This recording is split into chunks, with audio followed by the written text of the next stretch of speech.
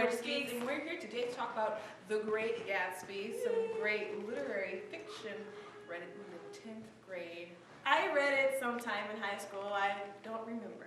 Okay, but this is one of the, we've seen a lot of book movies recently. This would be the third version of The Great Gatsby that I've actually like Twilight and The Host and Hunger Games, like this is the only, maybe it's because they actually have the narration of the book actually being said and everything, but this is, usually when I observe these movies, I compare them because I'm a writer to like what I write and everything. This is the only one that's like, man, this is just so fantastic as far as the writing and the literary aspect of the actual words behind the book. Well, F. Scott Fitzgerald, he did a great job with writing Great Gatsby, that he put so much symbolism in there, and there's so many great lines in the book that I haven't read that book since I was in high school. While I was watching the movie, I was like, I remember reading that. I remember reading that. There's definitely a difference between like reading, and seeing a young adult book and then a piece of literary fiction, like classic. Classic, yeah. I have to say that personally, I never really liked the story of Great Gatsby, and here's why. I don't like watching movies or television shows or reading books about people that are doing stupid things or are just following or chasing after people that is not going to help them or is not going to benefit them. It's just kind of like you could have solved the situation by doing this. You could have prevented it by doing this, or you could have prevented it by doing this. But the thing about it is that this is like the world of Gatsby. Like he was so, like he had made this whole mirage, of what he wanted to happen, that it just wasn't realistic. It wasn't real life. And I personally don't like things like that, because I'm always kind of like, I'm more of, I guess maybe more of a realist in situations like that. I'm just like kind of wake up and look around. But that aside, I really enjoyed this movie. People are still, I've heard a lot of people say that Leonardo DiCaprio still didn't touch Robert Redford. But the thing that Leo has over Robert, there was just so much emotionality in this movie. And is that even a word? Is it a word? I don't know. But there's so many emotions running through this movie. Like I don't know. I haven't seen the one with Robert Redford since I was in school, and Robert Redford was really cute. But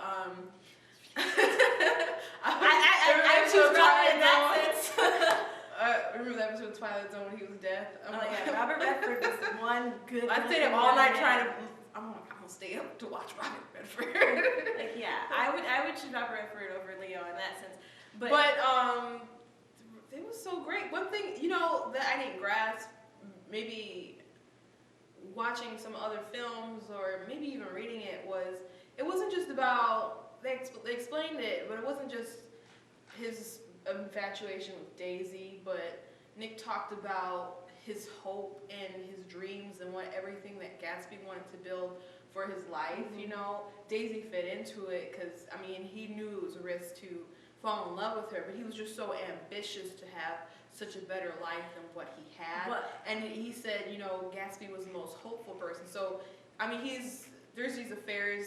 Great Gatsby is one of probably the best written dramas.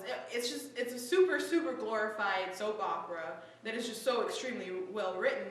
But the thing that makes it so classic is how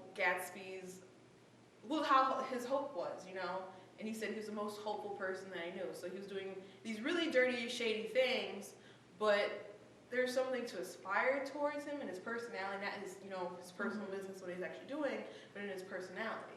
Well, one thing, like, in getting to, we talked about Leo, one reason why I really wanted to watch this film is because I know that Leonardo DiCaprio and Tobey Maguire have been friends for so many years. Like, I think they said they've been friends since they were like 13, 14, 15 years old, like best friends. And so I was curious to see how they would go, how they would, be on screen.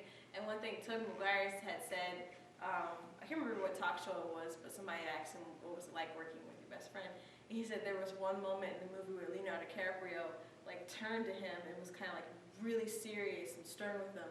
And Tobey Maguire couldn't take it, and he just laughed, and for a day and a half, he just ruined the scene to the point where the director, Bass, was just kind of like, okay, I'm going to shoot Leo by himself, and you're going to go away, and then I'm going to shoot you by yourself, because he couldn't take Leo being that serious with them, because they were just so close, friends and stuff. And so one thing that I thought that Tobey Maguire, about his portrayal of Nick, that possibly his friendship with Leo did help more with, and more so that he did better than I think Sam Waterston and Paul Rudd in their portrayals of Nick Carraway, was that he was talking about Gatsby having so much hope, that he became such a hopeful character. Like he was really, you really saw that he was really believing in Gatsby and who he was. And it really wasn't till the end that he was just kind of like, even when he was telling them just let it go, he was still kind of hopeful. Like he was like saying they're all rotten, and he had a smile on his face. Like he really was like rooting for him. Where I think as Sam Waterston and Paul Rudd was a little bit more serious, but Tobey was a little bit more, playful to the character. And I thought it was a different approach, and I really enjoyed it and enjoyed that. One thing that's really different about this, The Great Gatsby, is the fact that it was so contemporary. As far as, it's still a period piece, but they brought in a lot of contemporary music, I guess, to get the feel for it. Yeah. Leonardo DiCaprio actually introduced Jay-Z to the director, and I guess the director thought it'd be a great idea, and it bothered me for like a little bit. And then, some stuff was like, cool. It was but when they first started playing, I'm like, I just thought this was like for the preview's sake. Like I didn't. What are you doing?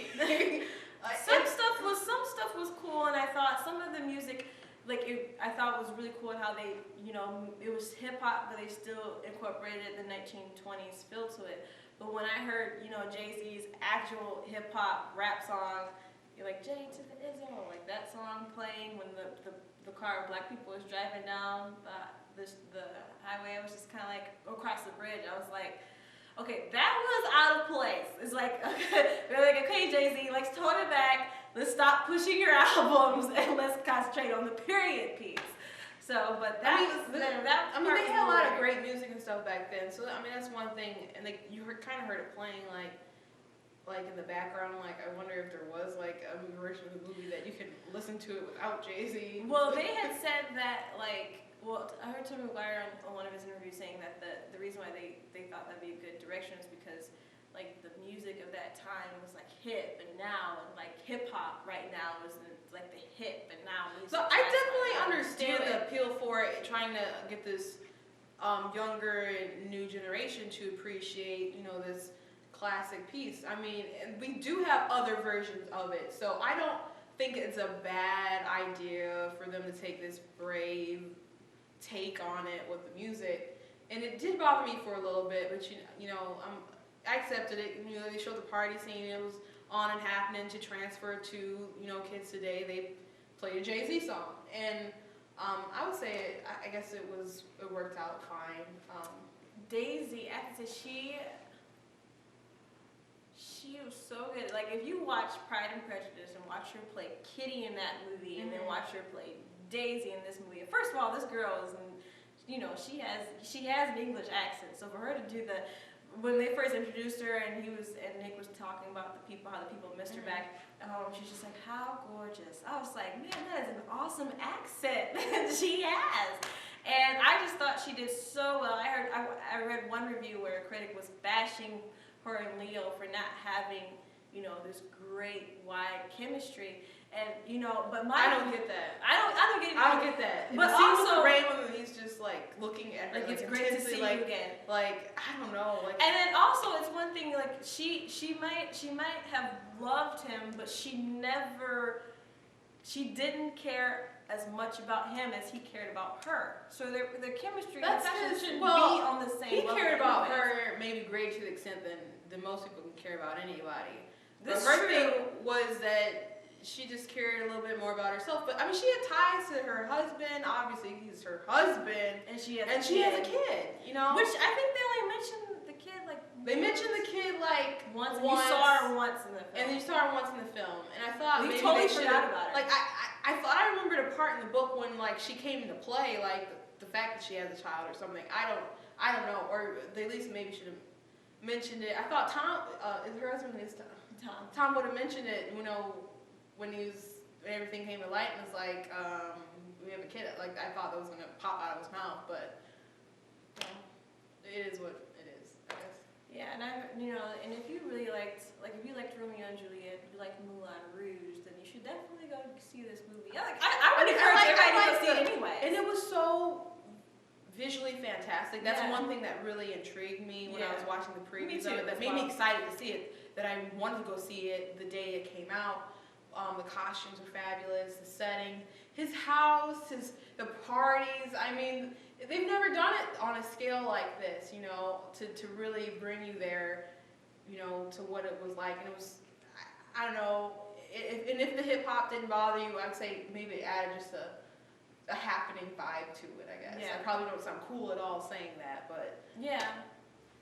I'm just curious of how many more movies is Leo going to do where he dies or lives horribly.